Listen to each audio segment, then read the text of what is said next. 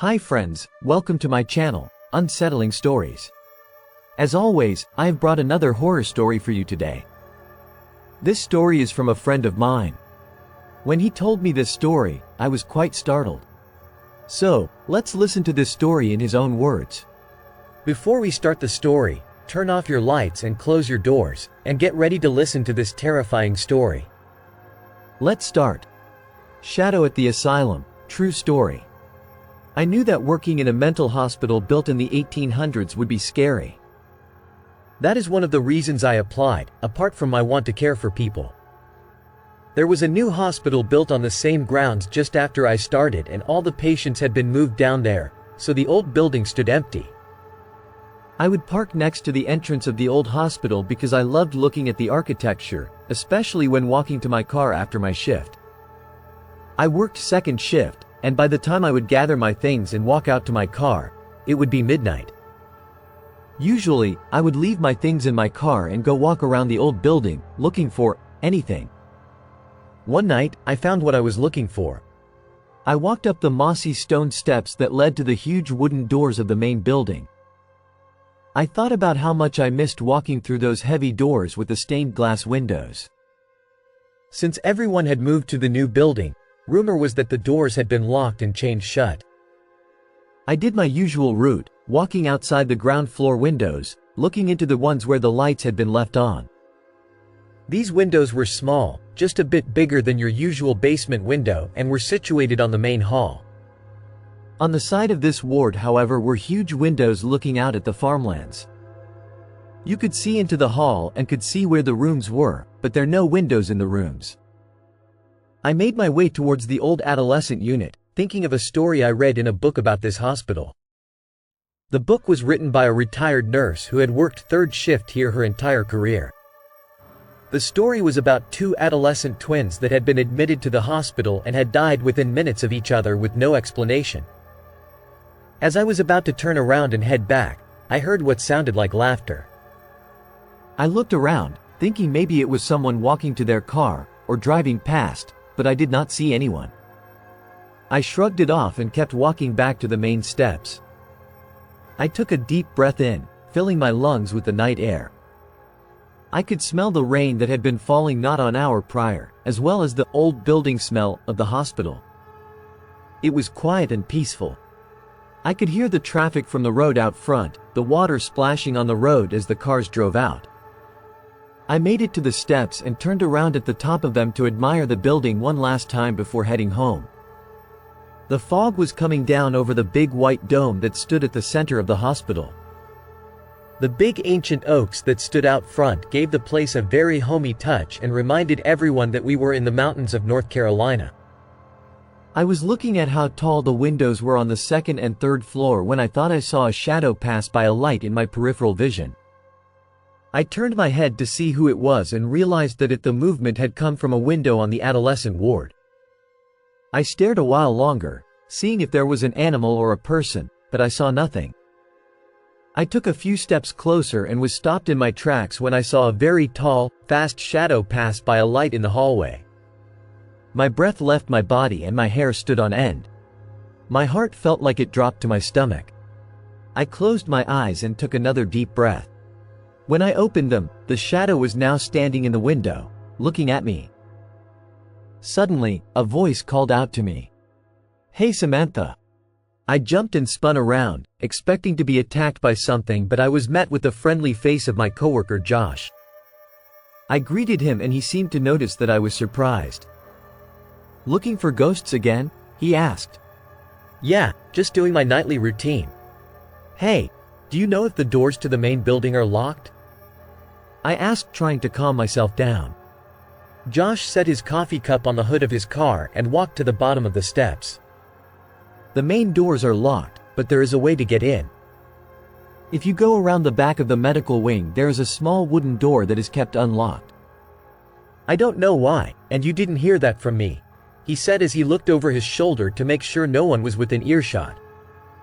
"Oh, are there still people who work inside?" I was hoping he would tell me yes, so that I could say my earlier experience was an actual person in the window, but I was not so lucky. Josh backed up a few steps toward his car and said, "No, when we moved everything." I think we are not allowed in there at all. The door on the back is left open for the facility maintenance manager to go in and check the meter box every week, since the power is still on. I thanked Josh and told him to have a safe drive home. As he pulled out of the parking lot, I turned back to the old building. I looked at the window where the shadow had been before and made the decision to just forget about it. I walked down the steps to my car as it started to drizzle rain. I started my car and headed out the parking lot, but I found myself turning in the direction of the back of the hospital. I thought I might as well at least look for this door that was left open. I had walked all around that hospital a dozen times and had never seen a door left open.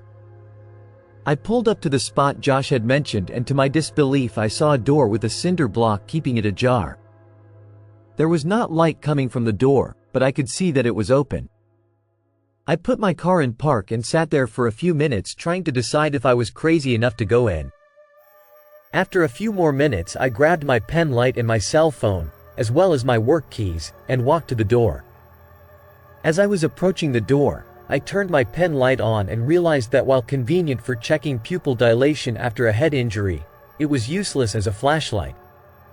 I kept it on anyway because it made me feel safe. I put my keys between my fingers to serve as a weapon, like how Wolverine has claws that come from his knuckles. When I got to the door, I could smell the familiar smell of the old building. It was welcoming, and it really made me miss working there.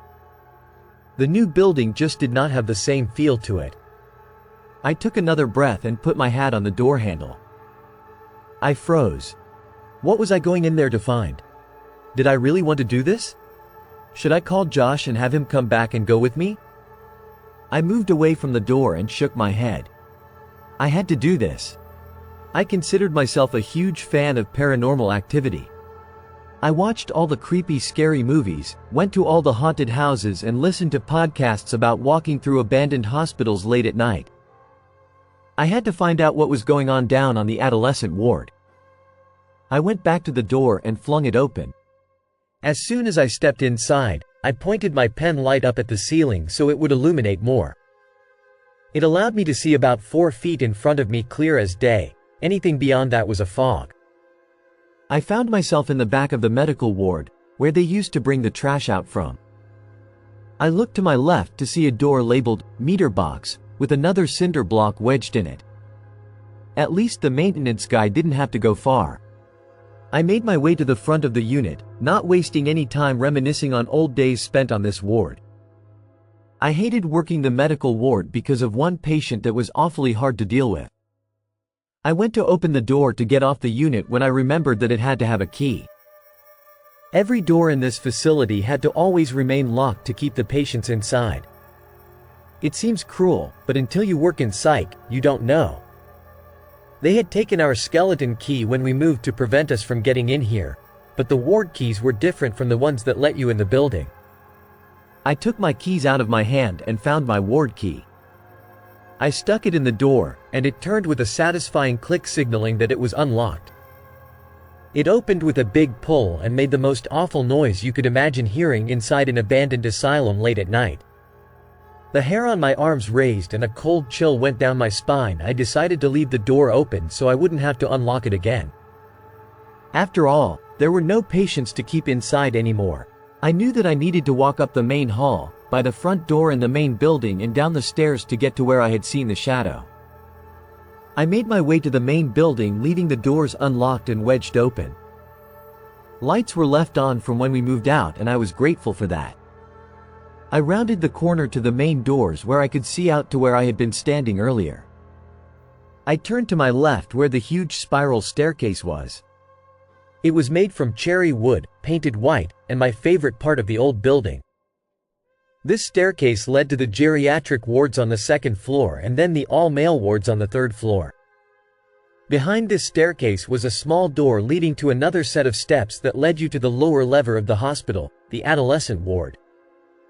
The stairs creaked and groaned, as they always had, but under these circumstances it was terrifying. I stepped off the staircase and walked up to the door labeled, Ward H, Elopement Risk. Keep door locked at all times. I went to put my key in the door and noticed that the door was ajar.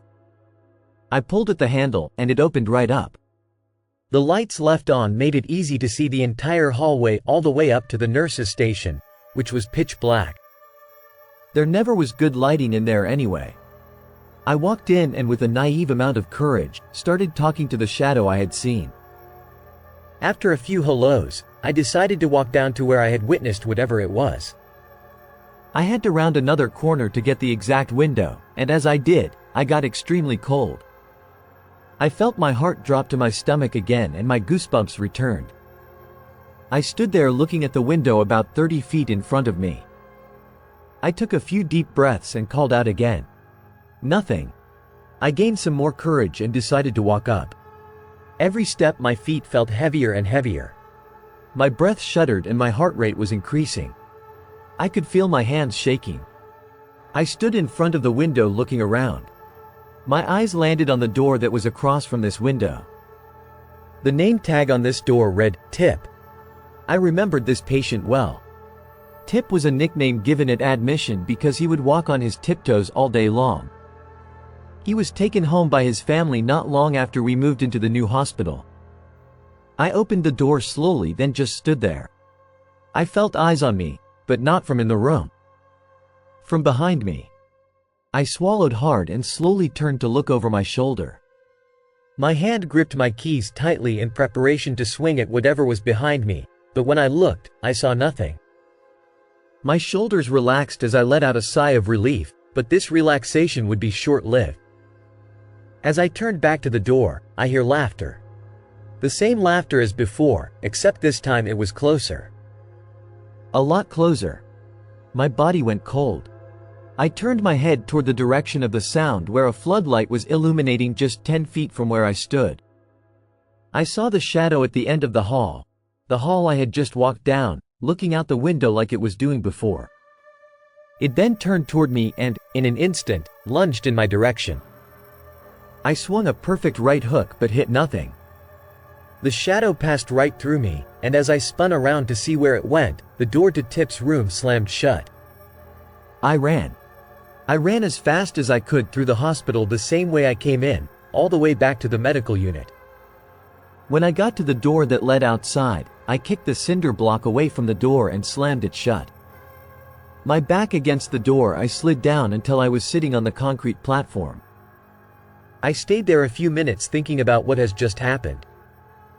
I thought about saying something to the facility police, or maybe the maintenance manager, but I decided that I might get myself in trouble.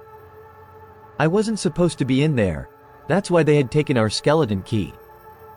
I decided I had better not tell anyone about what I did or saw. The drive home was filled with emotion and recollection of the event. I don't remember how many times I checked my back seat. I pulled into my driveway around 1:30 and just sat in my car. I had went looking for something paranormal, and I had gotten more than I bargained for. Seeing the shadow in the window was not enough for me. I had to go investigate and prove to myself that I was brave and a true fan of the paranormal. I still take those late-night walks around the hospital. I've even poked around the adolescent ward a few more times. What I learned from that night was that I don't quit, and my fight or flight response is to fight, but that doesn't work on ghosts. That night was the scariest